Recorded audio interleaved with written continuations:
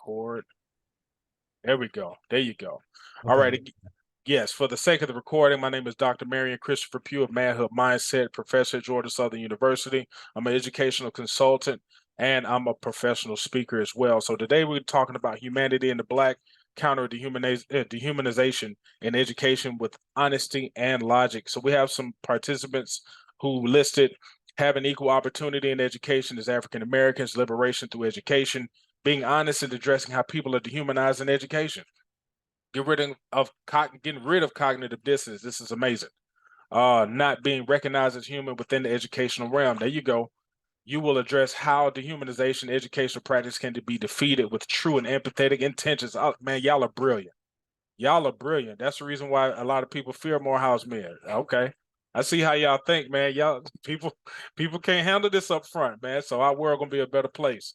To reverse the damage for African Americans in the education system, how the school system isn't really designed for Black people. Man, y'all off the chain. Finding solutions, addressing systemic racism, reviving humanity. I'm telling you, oh man, y'all are amazing. So let's go ahead and get started. All right, man, I love this. I love this. Every single one of y'all have powerful responses that will be addressed. Okay, so let's go ahead and get started. The time is 10:15. Let's get right to it. I'm going to get right to the point, y'all.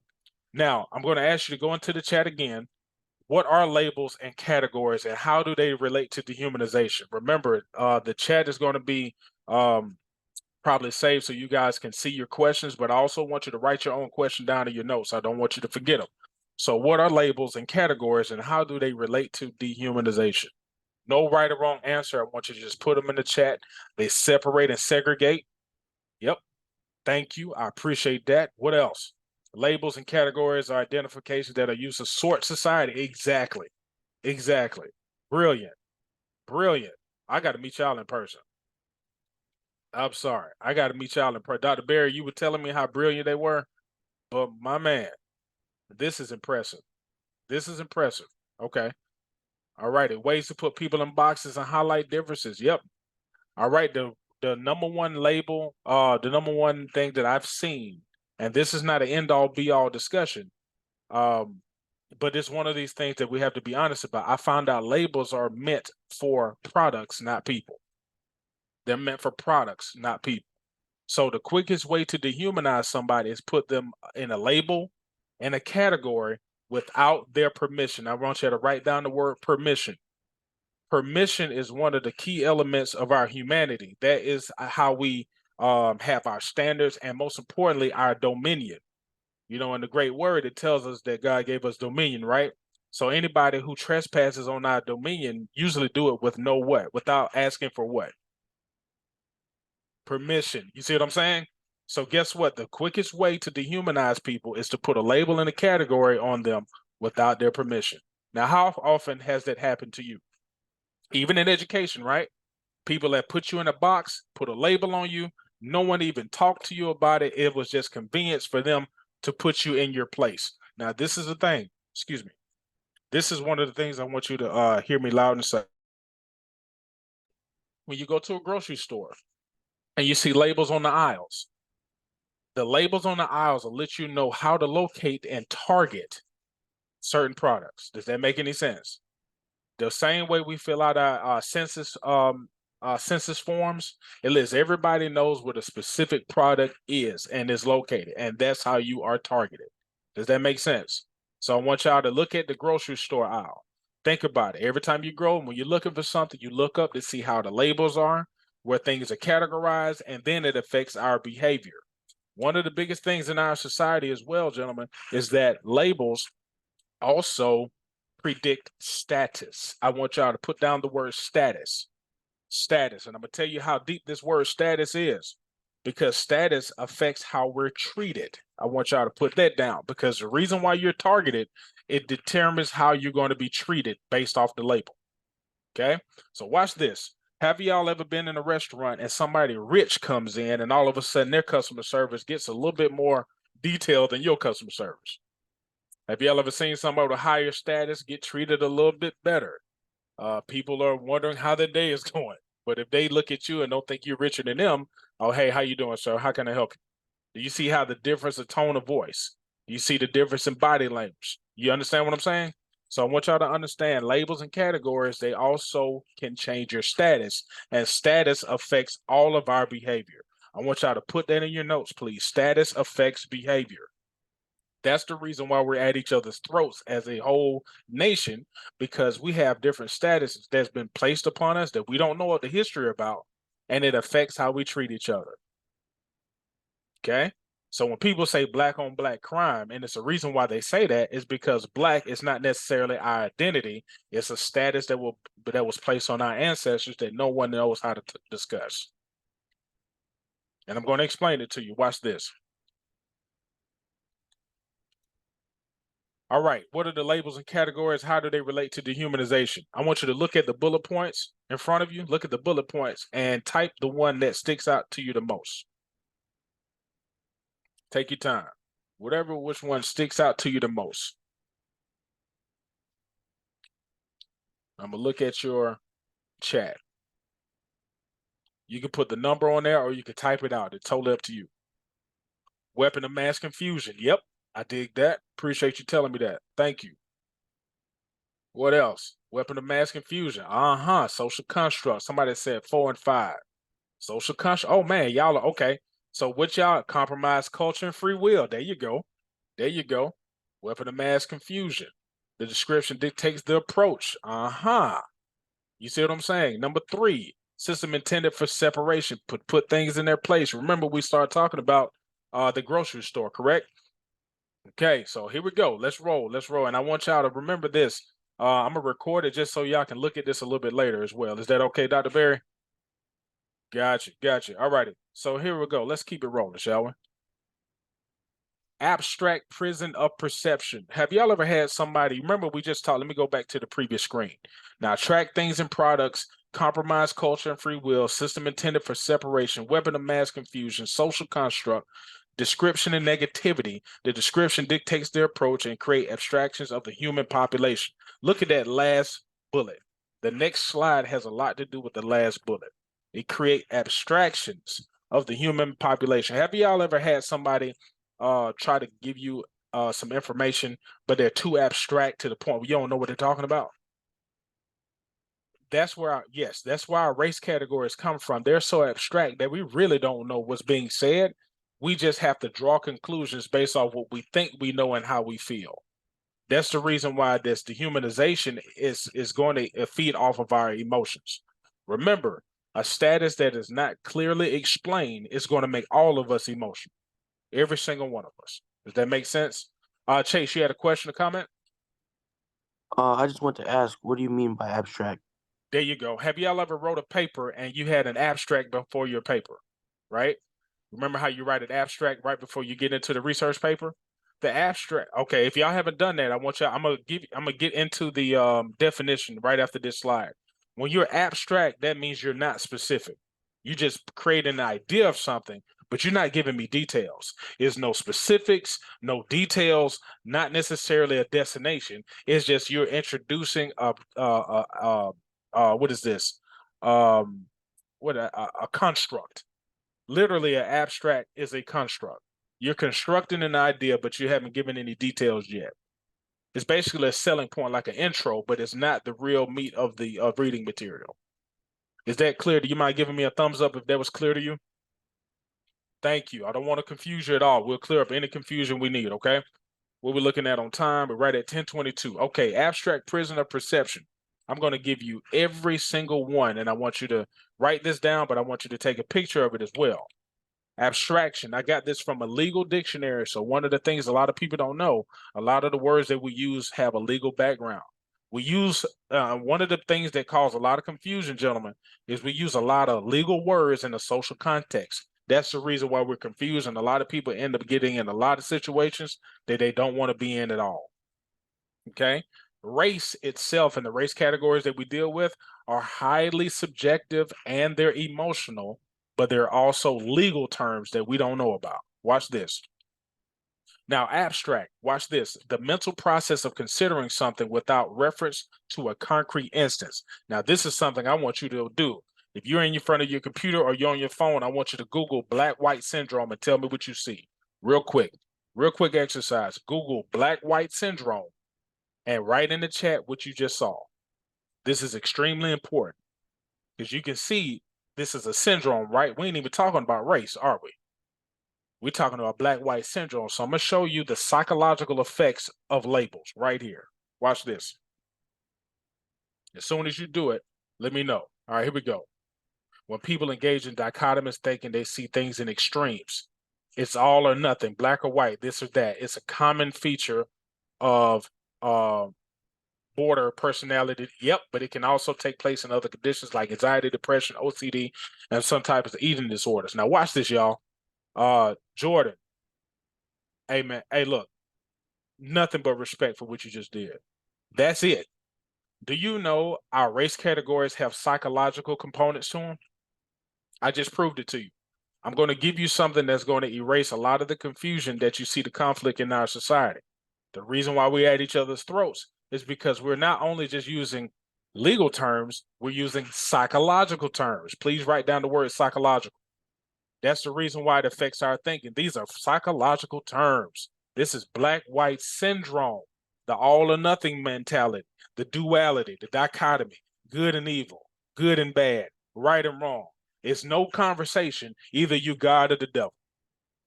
Now watch this. Was even going to mess you up a little bit more. Black and white are also religious terms. Religious terms, y'all. This is the reason why people associate the term white with heavenly and black with evil. We're not talking about how we feel. We're just talking about the history of the words. So now we got a psychological term. We got a legal term. You see where we're going? And so that's the reason why it affects us all the way around of our lives, all right? The next one, a theoretical idea not applied to any particular instance. That's the reason why it is abstract. Black is associated with darkness and light. You understand what I'm saying? White is considered with light. And I'm not talking about you. We're talking about the words. Remember, you have to be honest. Remember, we're countering dehumanization based off honesty and logic. We have to be honest and logical, not emotional and not deceptive. We are literally dealing with deception on steroids. That's what we're dealing with. And that's the reason why we have a lot of angst, we have a lot of anxiety, we have a lot of frustration, and we have a lot of hostility, not just towards each other, but towards the lie itself. No man is very uncomfortable when he's living a lie. How many of y'all agree? No one is really comfortable when they're living in a lie or having a lie told to them to their face. Is that correct? So guess what? If we're living in a society where lies are perpetual and they're just being circulated over and over again every day, even in educational spaces, do you see why we're arguing now? Okay, now here we go. This is my favorite definition. Number 3, the summarizing and recording of a legal instrument in public. This is abstraction, right? How many of y'all had this fill out documentation when you went to school and they put race there, but you didn't know what it was, but you just know what you've always put down? Okay. If you notice why they still have tracking instruments, because the reason why they do that is to keep up statistics. And not only that, tracking and targeting. I need y'all to be very, very meticulous with these notes. Race categories and abstract labels are meant for tracking and targeting. I know we try to use them for great things, but we need to look at the history behind what's going on. We can turn negative into something positive, but we have to be honest about the negative birth of an abstract idea. Okay, number 4, here we go. The act of taking with the intent to do what? Type that word in. What sticks out to you the most? Remember, we have to talk about intent, right? Let's talk about intent. See, remember, I can't change the intent of a word or an idea or an abstract with my own characteristics. I can't change history with my good heart. Does that make sense? We have to be honest, transparent, and logical about history. The reason why they had black-white syndrome and they put it in psychologically in our legal system is the act of taking with the intent to injure or defraud. What has been done to groups of people who've been targeted? Oppressed groups who've been targeted. Have they been injured? Yes or no? Have they been defrauded in so many different cases? Yes or no? Do y'all understand what I'm saying? So this is not Dr. Pugh's opinion, y'all. I want y'all to look at the history. See, men are historical, logical, and we have to be honest. We have to acknowledge our emotions, but we can't just lean on them. Y'all understand what I'm saying? Men do not have the emotional privilege to make emotional decisions. If we're going to be the head of households, we have to be honest, truthful, transparent, and we have to be courageous, y'all. While everybody needs to feel better, man, we have to be great. And it's not that I'm asking you to work 3 times as hard. I'm just telling you, you're going to be 3 times targeted. I'm not telling you that someone's better than you, but historically, we have to be honest about where we at. Do y'all agree? Yes or no? We at least need to be honest, right? How many of y'all have had a family secret that kind of blew up in your face and the only thing you asked was somebody to be honest with you a long time ago? You got me hanging around these people, you could have told me a long time ago, but now they were trying to protect your feelings. Anytime when somebody tries to protect a man's feelings, they harm his future. How many of y'all have been through that before? Somebody try to protect your feelings and put your future in jeopardy. So right now, instead of saying, hey man, I don't want to hurt your feelings. No, man, tell me what's going to help my future. Don't help my feelings. My feelings are temporary. My future is a little bit more long-standing. Does that make sense, gentlemen? So this is not emotional. We're historical. Men are historical. Do we have emotions? Yes. Yes. Should you acknowledge your emotions? Yes. After you get the work done. After you get the work done, then you start talking about how you feel. I'll put like this. Talk about what you did before you talk about how you feel. Because if you start talking about how you feel, you won't do anything. The act of taking away or separating, you remember the segregation laws, Jim Crow laws, Christian black codes, as a part from a whole, especially taking water from a supply. We're at 10:30. All right, 20 minutes.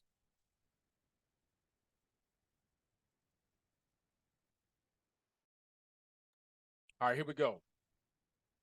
This is your Black's Law Dictionary 5th Pocket Edition. I carry these with me as much as I can. I'm going to show you something.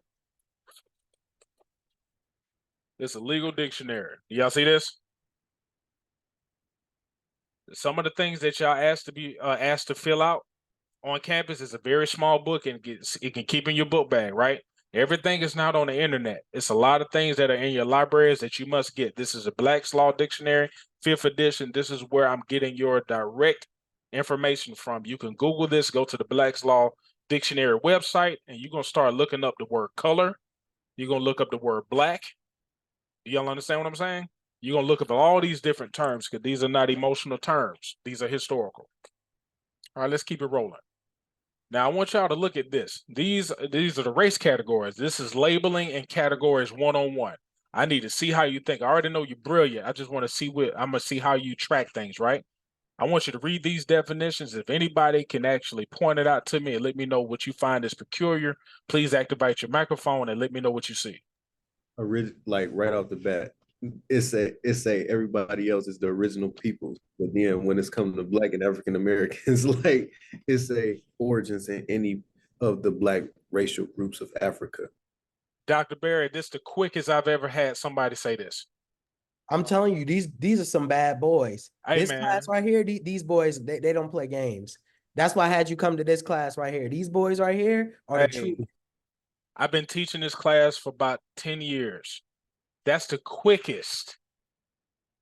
I'm not capping. Y'all know how y'all say no cap, right? Ain't no cap nowhere in sight. You feel me? I ain't flogging. You know, we used to say that back in the day. All right? We ain't flogging or nothing. That was the most precise, strategic, and quickest response I've ever heard. And it does not surprise me that it's coming from Morehouse. Hey, Dr. Pugh, that boy, Dr. Henderson, is a future doctor who just answered that. He's a future PhD. So exactly. Expect it. Exactly. And you know how important that is for future Dr. Henderson to look at? We need doctors to pinpoint issues way quicker than just sitting back, labeling people, and just giving medicine. He surveyed it that quick and said, oh, right off the bat, I already know you're going to save some lives, Dr. Henderson. I already know it. You just saved it right there by paying attention. And gentlemen, I want y'all to understand, you got that same talent too. Because some of y'all said that Dr. Henderson just activated his mic first, right? So let's get to it. Look at the label. Why in the world would your race, your category, and remember, you didn't choose this, right? It was chosen for you. You were just told about it and nobody explained it. You understand? So now, Dr. Henderson, activate your mic for me. What does that say to you, what you just pointed out? What do you think that does? What do you think the cause and effect of this is? I believe that it inserts the label already, and it negates like blackness from even existing really, because everyone else has personhood or being, but no like black people don't. Right. So if you don't have any origins, you don't even have a human bloodline. Do y'all understand what I'm saying? That's the label. This is dehumanization one-on-one. Soon as you use this term, no matter how we feel about it, I need you to look at the history behind it. Do you understand? There's a difference between emotion and education. Emotionally, yes, you can feel something, but you can't negate the education phase of it. Yes, Mr. Patterson, you had your hand up? Yeah, I feel like my bad.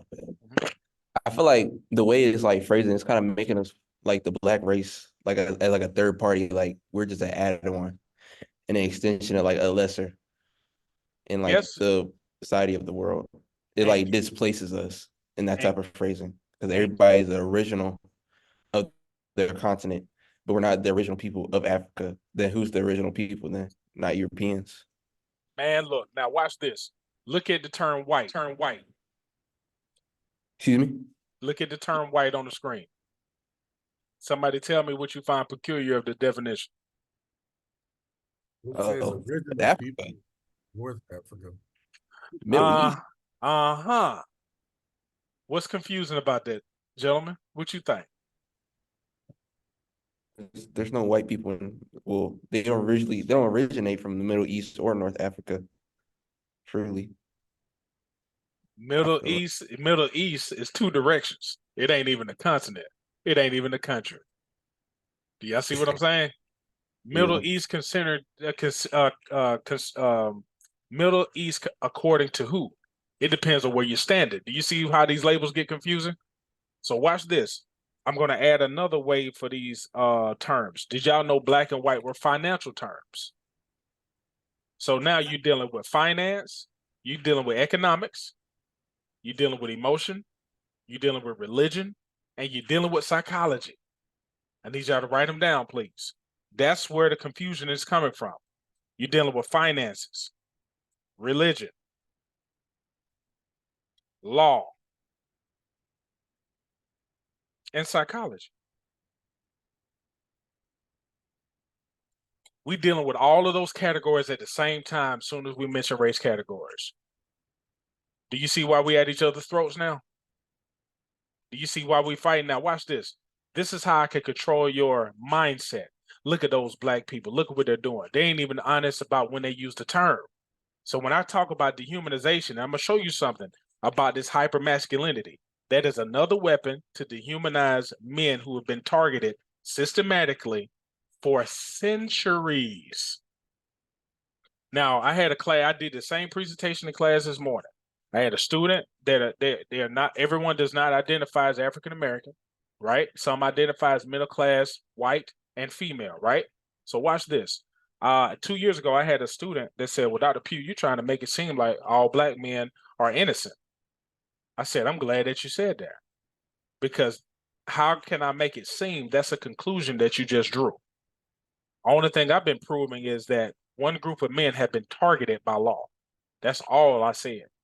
Targeted and innocent is two different things. Does that make any sense to you? So now they've already associated black with guilt. Do y'all get what I'm saying? Look at black white syndrome one more time. Remember, the whole reason why we're at each other's throats is because we under the mind control of the black white syndrome.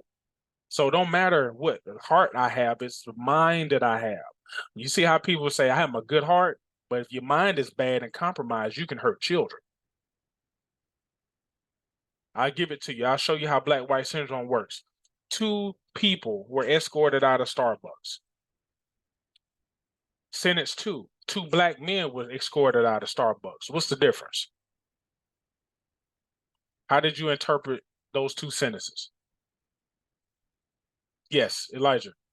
I'm not gonna lie. I saw when you said two men, I saw two black dudes being escorted out of car. I'm not gonna lie to you. Thank and you. The first thing that came to instance when I saw that was that thing that happened a few years back when it happened, two men were escorted out of Starbucks for no reason. That's it.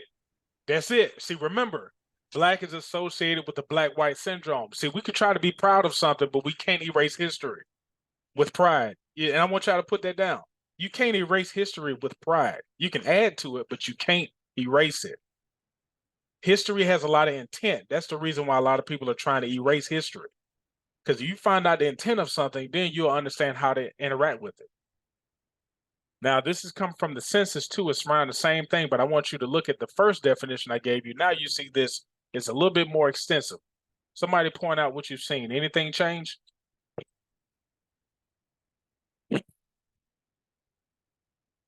Check this out now.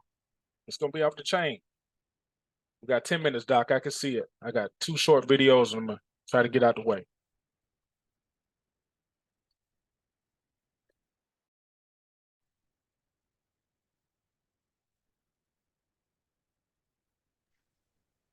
For me, I'm just noticing anything like terms such as Haitian or Negro.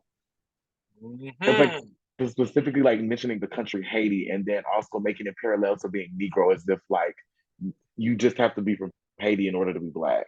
But watch this. I'm gonna watch this. Negro is Spanish. Negro is Spanish for what? You see, Black. You saw it. So you remember how we, and this is to let you know who was the first colonists, the first people that really got there. Because if we were Negro before black, that means those were Spanish colonies. Those are Spanish plantations. Do y'all see where we're going with now? So it's a lot of stuff going on because some people think there's a difference between Negro and black, and they don't understand it's the same word for 2 different languages. Same label, same status, different language. And Dr. Pugh, Yes. another thing that I noticed right here is like we're the only one that has the African American. Like every other one may have Alaska Native or just Asian, just white, like all of those things. But from the one previously, it said original peoples of Europe, original people of Hawaii, but we're the only ones with African American. I can't wait to witness what y'all gonna do for our planet. Honestly, I mean that. I mean it. Look at, we're also the only group with the term, we're the only group with the term racial in there. Notice that? We're the only one with racial. So when people be like racism don't exist no more, go to the census. It's right there. You don't have to argue with nobody anymore. Don't argue. Men produce evidence, not emotion. Evidence. Manhood is evidence-based, fellas. That's the reason why when people don't like what you do, they bring up how you feel or how you made them feel.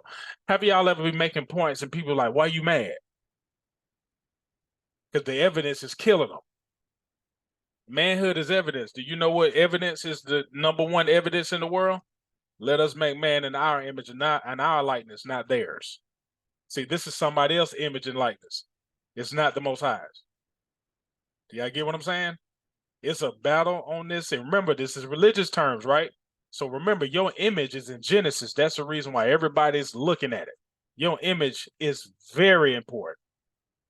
All right. So Mr. Griffin, I see your hand up. Yes, sir. Yeah, I know you're bringing up this census, and it's just making me think, like, how can we, like, what are the initial steps to even changing these like fundamental definitions of a group of people? Like, and you talk about these different labels and stuff. This is probably the most fundamental label that's created right now. And you're saying this is like essentially the law and like what the basis of, we don't have to argue anymore. But what are the steps of even changing something so fundamental and initiative as this? Man, look, I'm impressed. The first thing I had to realize is I'm not supposed to change everything, but I'm supposed to be honest about everything. So it's not about changing it. It's can we highlight the lie that was told? See, remember, a lie is a clue to the truth. Remember, a liar can't tell the truth, but they can get you closer to the truth. But if you're honest about the lie, does that make sense? So if you looked at the census and you find out that's not our identity, what question do you have now? If this is the lie, what's the truth? And it turns you into a student, a really good one. Does that make sense? What was that quote? I'm sorry? I'm sorry. I didn't mean to interrupt you. I wanted to get that quote. That one you said, I'm supposed to what? Oh man. It was before you said a lie is a clue to the truth. Man, I was rolling. It's recorded. It's recorded. Okay. That's the reason I wanted to record it. Because sometimes, man, you know, the truth will make us free. It ain't emotion. See, y'all have taught me more than I taught y'all today, based off how you respond to this stuff. So I know this stuff ain't lying. I see a couple of hands, Mr. Fields, Mr. Griffin. Hopefully I answered your question. Some things are not for us to be changing. It's for us to be honest about it first, because our babies still need to know history.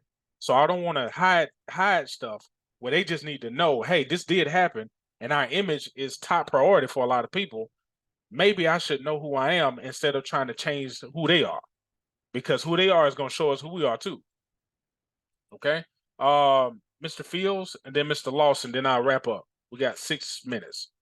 Yeah, I was just gonna ask, with all that being said, like, and not buying into the lie, if like, how do you personally identify, if not as a Black man, if not as African American? I go straight to the truth. Since, see, remember, one of the best ways to be an educator is to not lie, right? I can't tell you I've traced my bloodline all the way to a nation. I don't have the words yet. But the only thing I can prove is I am a man, I'm a human being, and I was born on this land. That's what I can prove. Everything I can't prove yet, I'm going to hold off until I can prove it. That's it. You see, sometimes we try to be so smart that we start lying. I don't have to be smart. I got to be honest. You got a lot of smart people who lie all the time. So when people ask me who I identify as, my mama named me Marion Christopher Pugh. I was born in Atlanta, Georgia, in the land of Georgia, the Republic of Georgia, in North America. So according to those facts, I am American. As far as my bloodline, if I'm guessing, I'm lying. I know my bloodline. Only thing I can really tell you is my bloodline is connected to the first human beings on the planet. That's all I can tell you. And see, when we start getting into these other labels, I found out every label I make up, but that I ain't sure of, I'm creating lies and I'm confusing children. You feel me? Yeah. Let's get it, gentlemen. Let's almost close. Humanity and culture supports your sanity. When you embrace and utilize your humanity, you'll expose the categories hiding it. I want you to take a picture of that. Your humanity is top priority one-on-one. Because when people make sure you're down, that's how other people become victorious. 1046. Man, I'm going to try to make this real quick. Elements of thriving and surviving. Manhood is a team sport. Professionalism is not how you dress, it's how you profess. That means what you say and what you do matters. It's not suit and tie. It's, do you tell the truth or do you lie? That's professionalism. Customer service. You customize the service that you put on this planet. Every one of us have a mission and an assignment. You're just not here to be a servant. You're here to produce a service. And listen, I'm not here to motivate you. I'm here to prepare you. This is not a pep talk. This is a prep talk. Do y'all understand what I'm saying? Preparation is key. And empowerment. If the truth will make you free, you don't need me. I'm going to say it again. If the truth will make you free, you don't need me. Only thing you got to do is be honest, fellas. You see where it goes? Some of y'all saying bars. I want y'all to do me a favor. Get your phone out real quick. Get your phone out real quick and take this QR code. It'll bring up a Google map. I just need you to scroll down and go to it. It has my business and all my contact information on it. Okay? If your QR code does not work, just bring up, you can Google Manhood Mindset. You could do that and it'll pop up. But Google it or do the QR code. I want you to go to reviews and I need you all to leave an honest review. Leave an honest review because other people who want to talk to me, they need to see what you thought about what you learned today. Okay? This is also my contact information when you're ready. After you do the review, take a picture of this contact information, all right? Feel free to contact me at any time with questions because some of y'all should have a lot of good questions after today. You're more than what you look like to other people, gentlemen. You're more than what other people need you to be. And it is scary, as they should be. Insecure people are supposed to be scared, gentlemen. You just need to make sure you're not one of them. Insecure people must be scared. Bars. I'm messing with you. I see you, Dr. Henderson. I see you, man. I see you. I appreciate you saving a life in the future. I can see you doing it. I can see you doing it. I just want to tell you thank you up front. Man, this is, we got hands up. Last but not least, gentlemen, I want y'all to understand that I did release my first book last year called Thrival Kit. The best teacher is always the best student. I want y'all to check it out if you can. It's on Amazon, Books A Million, and all of that. I'm not telling you to buy it. I need you to know it exists. So anytime you want to get out of your own way and you want to, instead of being a survivor, because unfortunately in warfare, most of us have survivor's remorse and we have survivor's guilt and we're in survival mode. So once I found that out, I wrote the Thrival Kit, a proactive approach to life instead of us just responding to what people do to us. It's about what we were born to be, not how people treat me. Okay? All righty. We're going to open it. Man, I got y'all right at 10:40, and that was unfair. But we're going to follow up. Y'all got my email, and I don't mind setting up a Zoom call with y'all later on when y'all available. Because I know it's, yes, sir. Go ahead. If y'all can y'all give Dr. Pugh a Morehouse freaking round of applause? He's an incredible scholar. He's an incredible leader. And, part of the reason why I brought him for this class at Morehouse, for those of you who've been here for 4 years, has not been taught in, I think, about 2, 3, or 4 years, right? And so as this manhood course was resurrected, I couldn't imagine allowing this course to happen without bringing Dr. Pugh. He's a real close friend of mine, a real close colleague. He's somebody who I've seen from the audience side and from, being on panels with him. I would highly recommend the book. The book will change your life, right? The book is just having him inside your house, right? On pages, right? And so for those of you who are thinking about, should I get the book? Should I not get the book? I would highly encourage you to get the book, because a lot of things that he discussed today, or a lot of the philosophy, is in the book, right? And so just to hold on to that, and for reference, I would encourage you to get it. But look, Dr. Pugh, you don't have to worry. We're going to get you back. Yes, We'd sir. love to have you come in person, and you and I could definitely talk about what that looks like. Yes. I know that. Is there any last things you want to say, as a matter of fact? No, just make sure that you're, just know your purpose. And your purpose is a trick question. You have more than one. If a plant can produce oxygen, produce fruit, give water, it can do a lot of things, but it can't even travel. Think about how many more things you can do by moving across this earth. And remember, if you don't know your purpose, somebody gonna make one up for you. You have to understand what you're made for. And I need you to hear me loud and clear. Whoever was in your mother's womb with you is the only one that can tell you how much you're worth. And it's so sacred that your mother wasn't even allowed in the womb with you. Do y'all understand what I'm saying? So you got to be very careful of letting people dictate your worth and your value if they did not create you. Who was in my mother's womb with me? That's who you need to get to know. I appreciate that, Dr. Pugh. You're an incredible scholar and speaker. Look, I know many of you guys have to go. You have Dr. Pugh's contact information. Please reach out to him at any time. Y'all don't got to worry. I'm going to bring him back. But I appreciate you guys. Thank you for your participation, especially after spring break. And I'll see you guys on Wednesday. I'll shoot you guys a Blackboard message. Take good care. Be safe, y'all. Peace out. Y'all be easy. It's a pleasure, gentlemen. Y'all have a great day. Save a life. Save a life.